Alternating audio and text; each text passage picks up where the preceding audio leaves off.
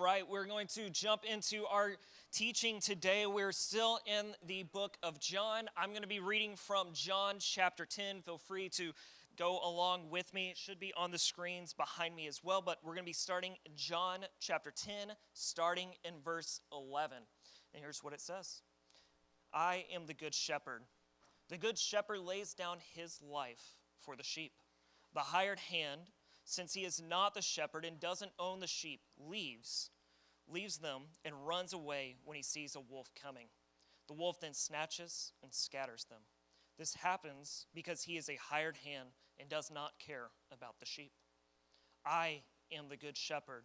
I know my own, and my own know me. Just as the Father knows me, and I know the Father.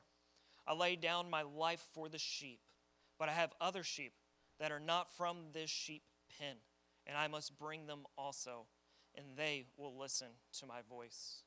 Then there will be one flock and one shepherd.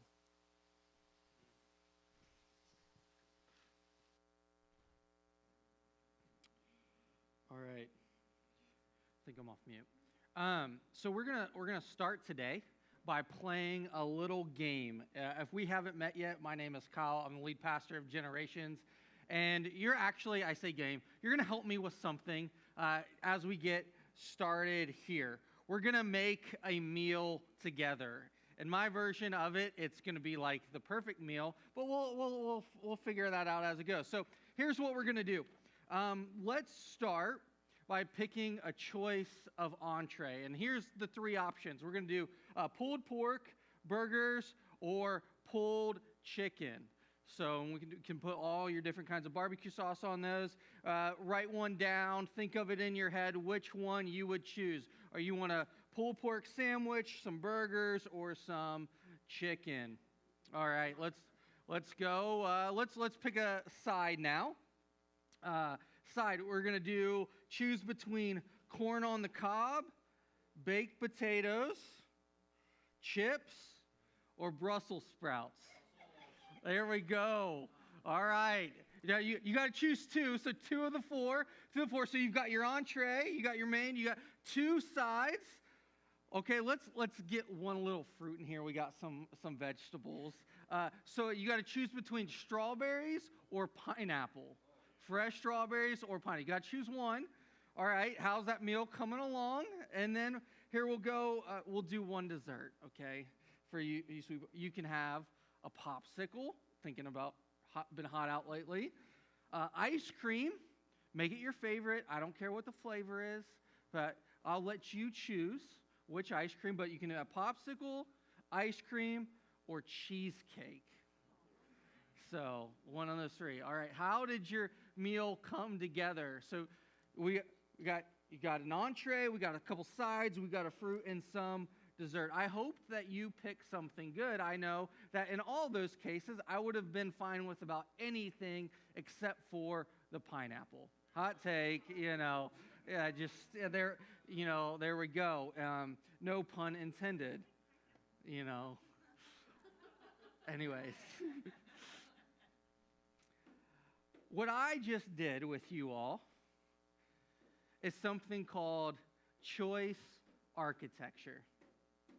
In our daily lives, choice architecture directly counters the idea that we're truly autonomous, independent beings, or in some other way, I'll say, free. Have no bias or no influence, that we are without hindrance, and we can truly make up our own mind and just go from there. There's this myth that of autonomy that exists in our culture, that we can be truly independent, without bias, free. And almost our default setting in life is that we can't really trust anyone other than ourselves because we've watched really authority figures like lead poorly. And so we determined that we can make up our own minds. We can choose, we can know, and I'm going to trust my own choice. And in fact, we crave unlimited customization. Anything that could hinder us, we kind of want to push it out. Like, you think about all the iPhones that we can get. You can get a lot of different colors. Think about where you go to the store. You can get a lot of different flavors. We want as many options open to us. That's why sometimes you get frustrated with some people in your life when they make plans, because they always need to keep their options open. It's a yes, tentatively, and then they still might back out because they got to keep their options open. We want unmitigated freedom. We want to be free from others telling us what to do. And we despise, in most cases, being told that there is a path and we should follow it, and there is a leader over our lives. We have probably an unspoken value in our culture that really dominates us. And that value is choice. But upon closer examination, we really aren't as free as we think we are. We don't have as much choice as we think. See, choice architecture gives the feeling of freedom, but it defines the bounds. Parents use this on children all the time to make decisions. Child, toddler, you have two choices, a blue shirt or a red shirt. Choose one. We limit the options and say to choice, to move things forward. And that's, a pretty harmless, in most cases, choice architecture. Limiting the options to help make a decision to move forward. It can be extremely helpful. It's really a form of shepherding, especially when you're raising children. Giving them limited options, allowing them to choose to learn how to evaluate and make decisions to help them mature. However, probably intuitively, very quickly, you could determine probably the dark side of choice architecture as a means to manipulate by providing false dichotomies or options that really aren't that great to begin with, but we have to choose one of the two or one of the four. And ultimately, who is the determiner or chooser of those options? Large corporations, spiritual forces, sinful tendencies can arrange our choices to say pick A, B, or C, but exclude D through Z.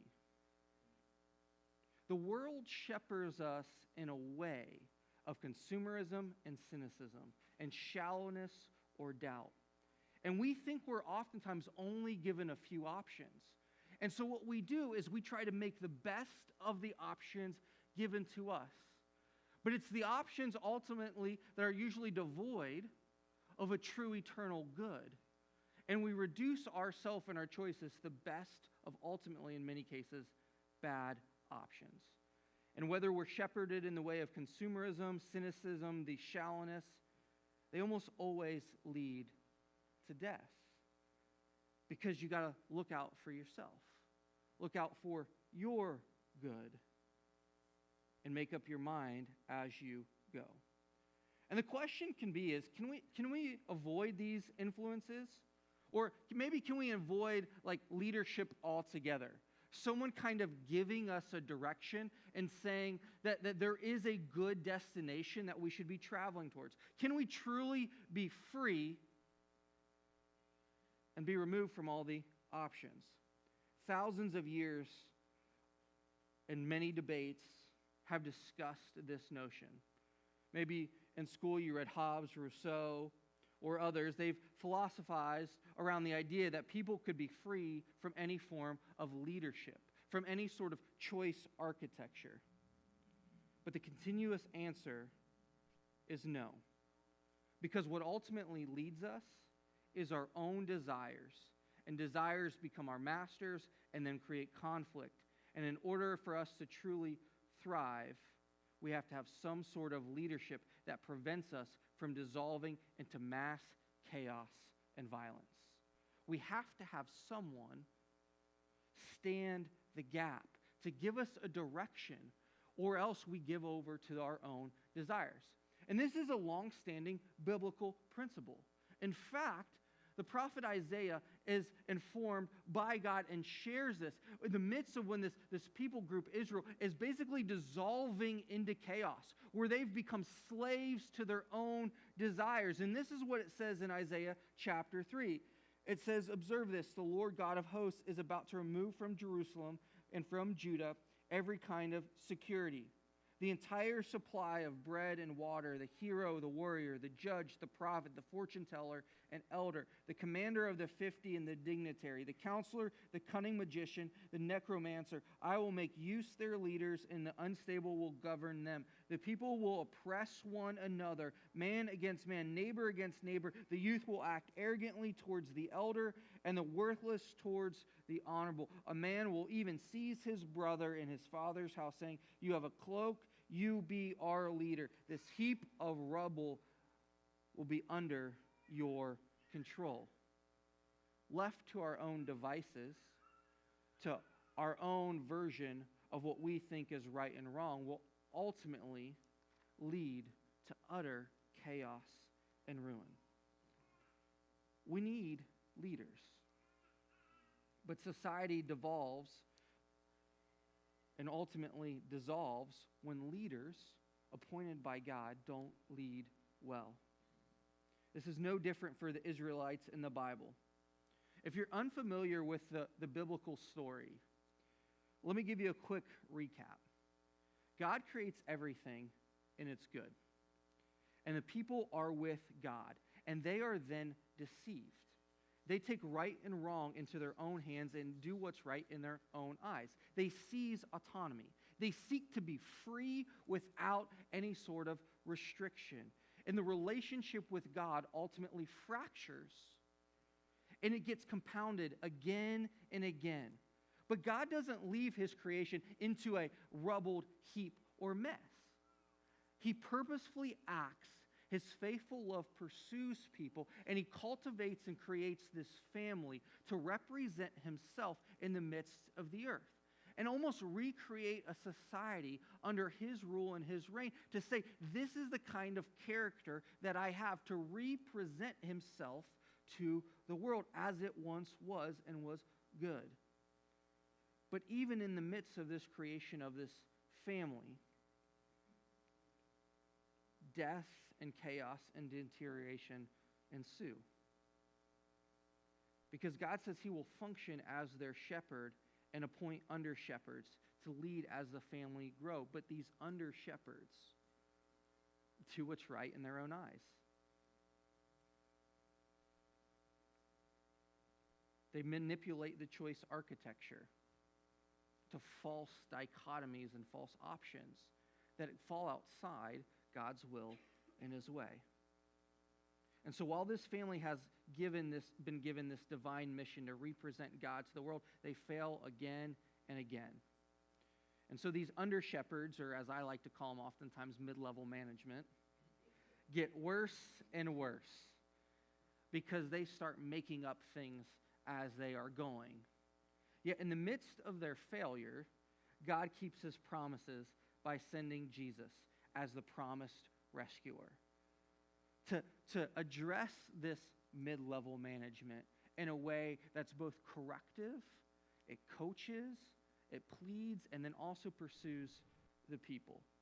And this decline of under-shepherding is the main source of conflict in the backdrop of our passage. When Jesus says, I am the good shepherd, what has happened is Israel's religious leaders have basically been architecting their way further and further away from a true followership of God. What they were supposed to be anticipating and waiting for was a promised Messiah who would come and rescue and redeem, who would reunite humanity and God with no other mediator. They were supposed to be anticipating that and waiting for that. Yet, what these religious leaders were doing was creating more and more barriers.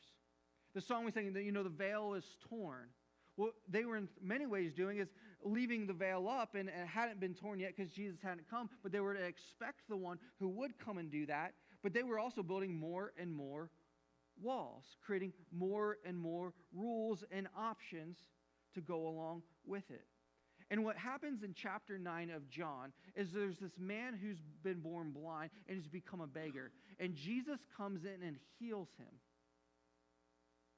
And they're so caught up with all of these choices because Jesus kind of sets that aside and steps in and moves. And he says, I don't care that it's the Sabbath. When God wants to do a miracle and do something in life, it's not about the when or the how, but the why. And it kind of blew their options out of their mind. And Jesus heals this man on the Sabbath. And so these religious leaders are very angry. They're very concerned about what Jesus has done.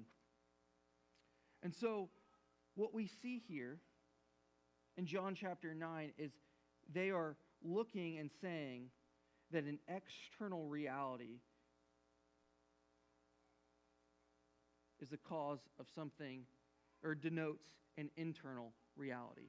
And what Jesus is moving and doing here is he's healing us. He's moving people in such a way that says, no, this false choice about this man thinking that he's been born into sin and how he is, and this external reality means something about God's judgment on him. That's not true.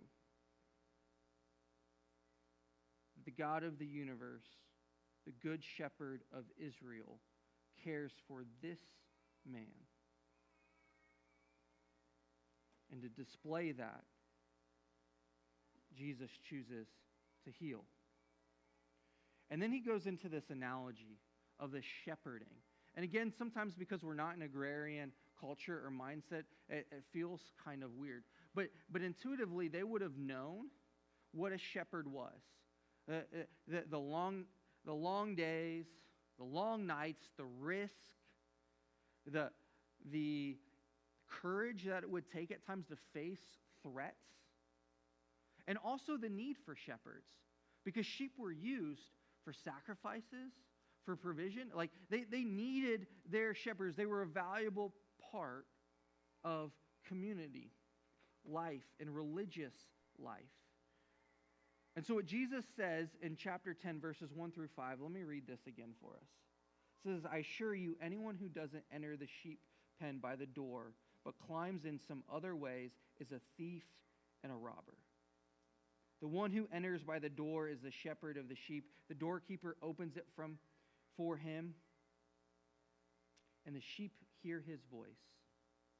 He calls his own sheep by name and leads them out. When he has brought out his own to the outside, he goes ahead of them. The sheep follow him because they recognize his voice. They will never follow a stranger. Instead, they will run away from them because they don't recognize the voice of strangers. Jesus gave them this illustration, and they did not understand what he was telling them. Jesus is trying to help this group of people understand how the religious leaders should not ultimately be angry or upset that God is now in their midst, that the promised Messiah is here, but they should be rejoicing.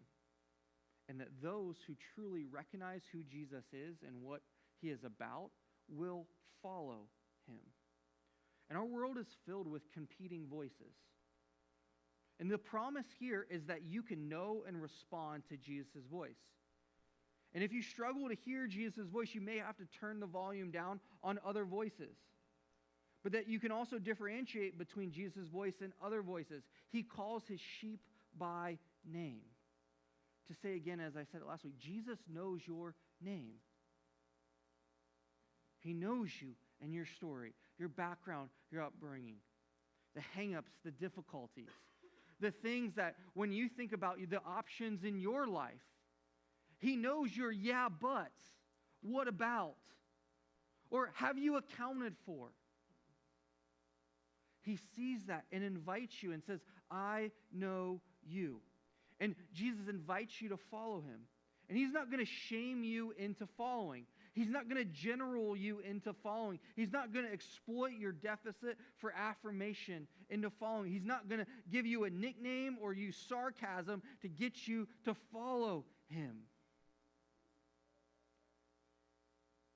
but he's going to be true to who he is. And through loving, persistent kindness, provide a way, provide protection and provision as a good shepherd would for his sheep. And it's interesting because it says that Jesus will also lead from ahead. He's not going to send the stick of shame or obligation to drive you into godliness. Some of you need to hear this morning that God's voice is kinder than you expect it to be.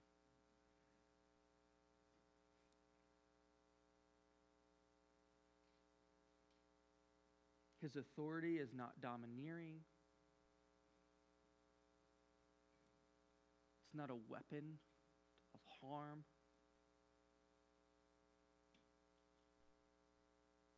But he leads out from the front and says, "Come with me." And what's amazing is, as I said, is there's all kinds of competing voices in the world. And the promise here in these few verses is that you will have all you need when you follow him to discern the difference between truth and lies. It says that when a stranger calls, when thieves and robbers come and try to take you out of his hand, they will not be able to. That you can know and discern the difference between truth and lies. Sometimes we get all caught up in how will I know? How can I hear from God? What do I know? It's getting to know the character and priorities of Jesus. Seeing that truth, seeing him as the good shepherd, and comparing that. You'll be able to know the difference between truth and lies. And so he says more plainly, I am the good shepherd. Jesus is contrasting himself with these other under-shepherds of Israel, where they have led people astray. And it's funny because in Ezekiel 34, Ezekiel talks about God's judgment on these under-shepherds, about how God said, hey, you need leadership or else you'll devolve into chaos. But ultimately, I'm going to come and judge you because you're not leading people to represent the character and priority that I have outlined in my law, and also represent me well within the world. And so these good shepherds, or this good shepherd that Jesus is in contrast to these other leaders, because he's strong and determined, not weak-minded, or I guess we got to just kind of manipulate people into an outcome that we think is best. So Jesus expands on this image. And there is a shepherd who is willing to sacrifice himself. It says the good shepherd lays down his life for the sheep. He is willing to go out in advance and risk something for his sheep. It's interesting. It says the hired man, since he is not a shepherd, doesn't own the sheep, leaves them and runs away when he sees a wolf coming.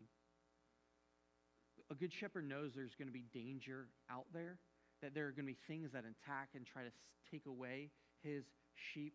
And the hired hands, which was a common practice to use, the wolf comes and they flee out of self-preservation. The wolves intend to harm. There's real danger. But the hired hands, they're not bad people, so to speak, but they're hired. They can't risk their own life for something that's not ultimately theirs. And so they flee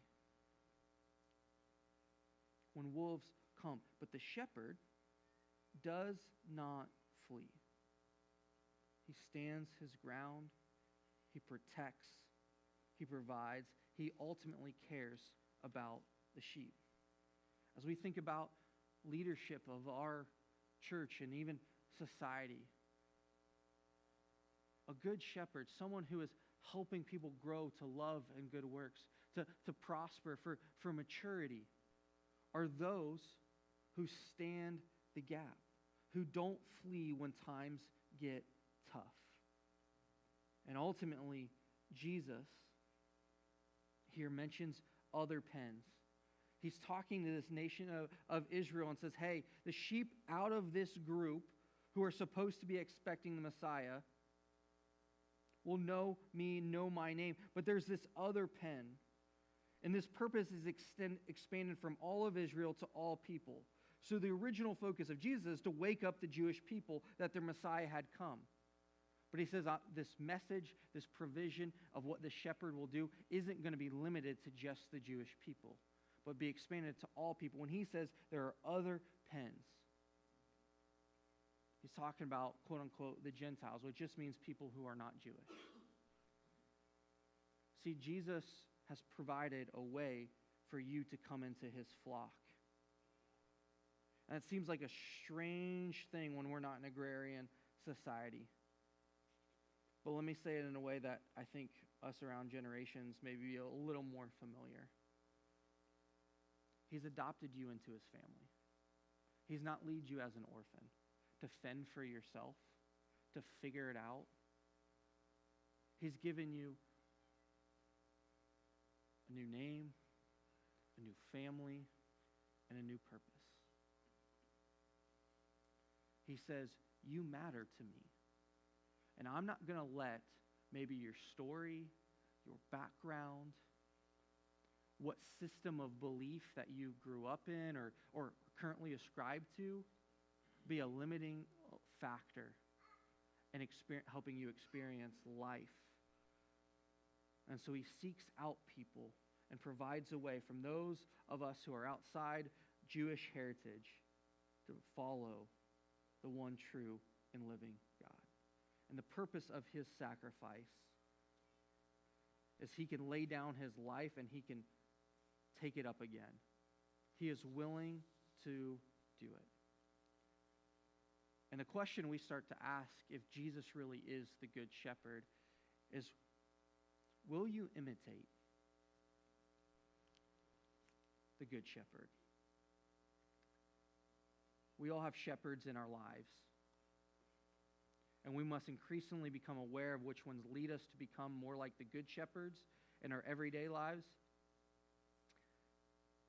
And it's going to cause some division within our own hearts to move through the door and follow the good shepherd.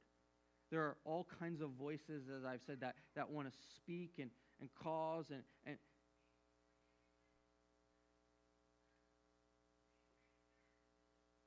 to follow the shepherd takes risk.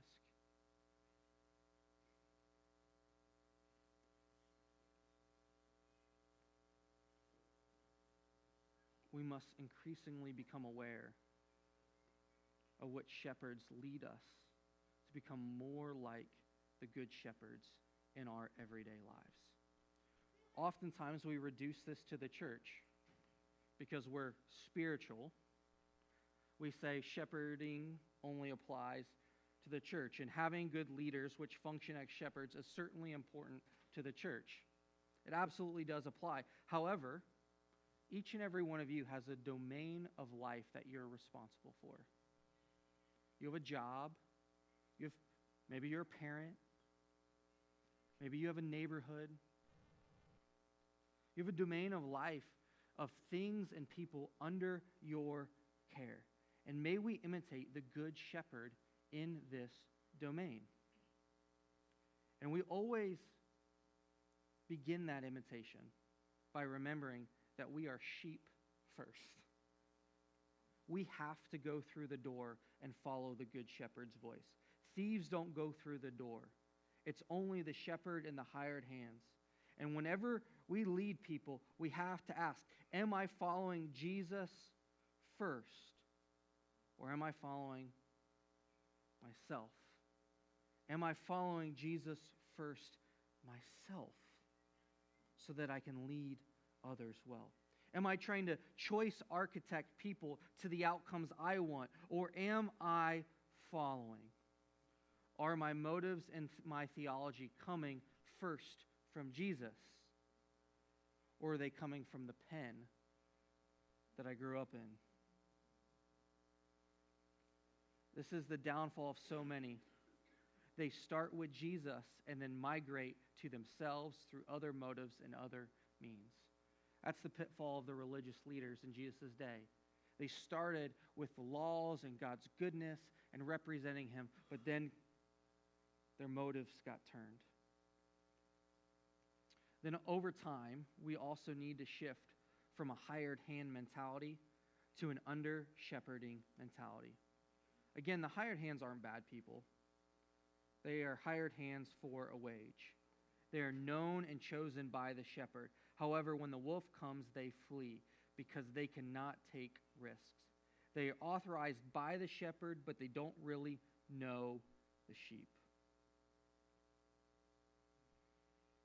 We've got to shift from a hired hand mentality to an under-shepherding mentality. It means when things go tough in relationships, because God has given people in your life to care for, to be responsible for, whether that's a job or family, or maybe even within the church. Over time, as our engagement, we should look more and more like Jesus.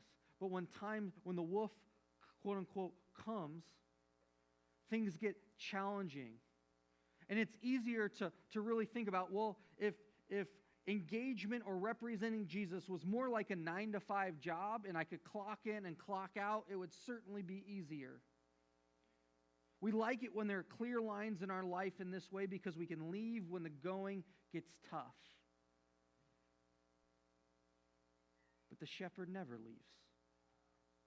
The shepherd never forsakes. The shepherd never clocks out. And while he entrusts his sheep to some hired hands for a time, the sheep will truly always know him, and the sheep will always be his. And so I guess to make this final point, there's only one good shepherd. Despite how skilled we are or how much we've grown, to be a good leader, to become more like him, to function well as an under-shepherd, we will know there will be limits and failure. And a good leader, a good under-shepherd, will always point back to Jesus, to his character and his priorities, away from self. Which means you don't have to choice architect the people in your life, but you get a point to Jesus and say, I'm trying to get to know his voice, his will, and his way. And the good shepherd is able to lay down his life because there's a promise of resurrection. And Jesus did lay down his life. And it was only Jesus that can raise the dead, and Jesus was raised back to life. And it may not always make sense. I think about this. It says, again, division took place among the Jews because these words. Many of them were saying, he is a demon, he is crazy, why do you listen to him? Others were saying, these aren't the words of someone demon-possessed man, because a demon opened the eyes of the blind. The reason their response was this way is because Jesus said this. No one takes my life from me, but I lay it down on my own. I have the right to lay it down. I have the right to take it up again. I receive this command from my Father. It is only the good shepherd who can lay down his life because he will pick it back up again. And he takes his cue from a good father who loves and who cares and pursues his sheep relentlessly. Because this shepherd loves, doesn't clock out, knows you, is not scared of you, and wants you to be known. And so who is this Jesus? Well, Jesus is the bread of life. Jesus is the light of the world. Jesus is the door. And Jesus is also a good shepherd.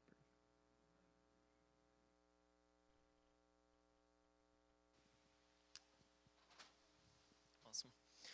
As we head out this morning, I invite